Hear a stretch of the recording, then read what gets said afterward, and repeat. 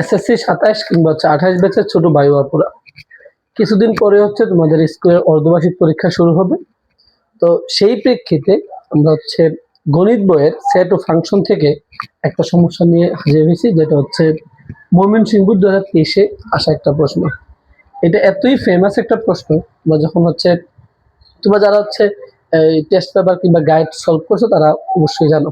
তাহলে চলো দেখি এই প্রশ্নটাকে কিভাবে সহজে সমাধান করা যায়। এবং এর আজকের ভিডিওর পর আমার মনে হয় না যে এই টাইপের সমস্যা তোমার আর কখনো সমস্যা হবে। চলো কি বলা হয়েছে দেখো তো।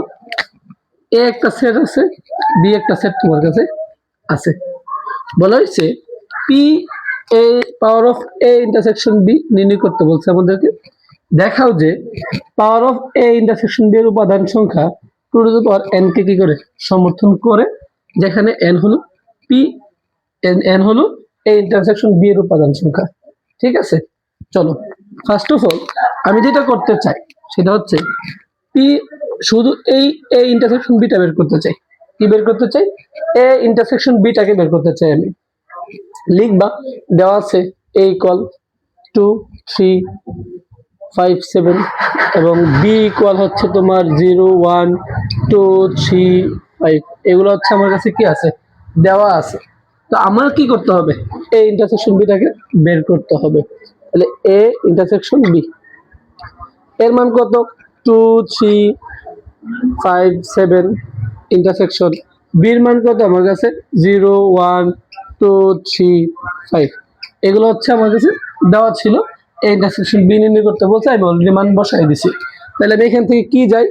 2 2, তারপর 3 আছে 3, এই 5 এবং এই 5। এ হচ্ছে তোমার এই ইন্টারসেকশন বি এর উপাদান সংখ্যা। ঠিক আছে, আচ্ছা আমরা তো বুঝি, যারা বুঝো না আমি তাদের জন্য আবারও রিপিট করি। ইন্টারসেকশন মানে কি? ইন্টারসেকশন মানে হচ্ছে কমন।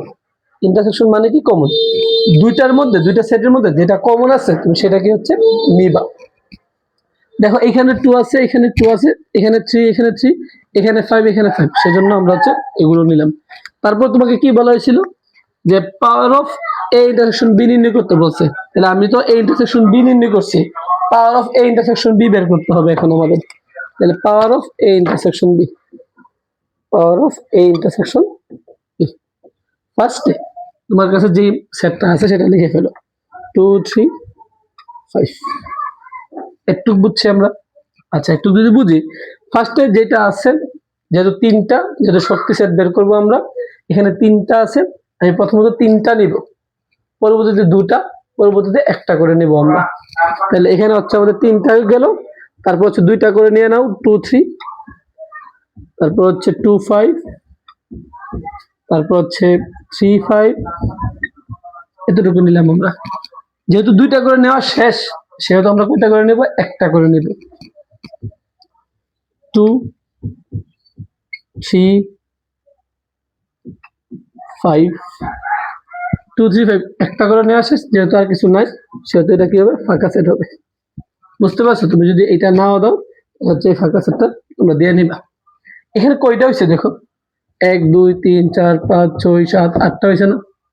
8টা হয়েছে কিনা? তাহলে আমরা বলবো সুতরাং power of A intersection B এর উপাদান সংখ্যা, উপাদান সংখ্যা 8। নিচে লিখো 2 cube time two the power n লিখতে পারি। কেন?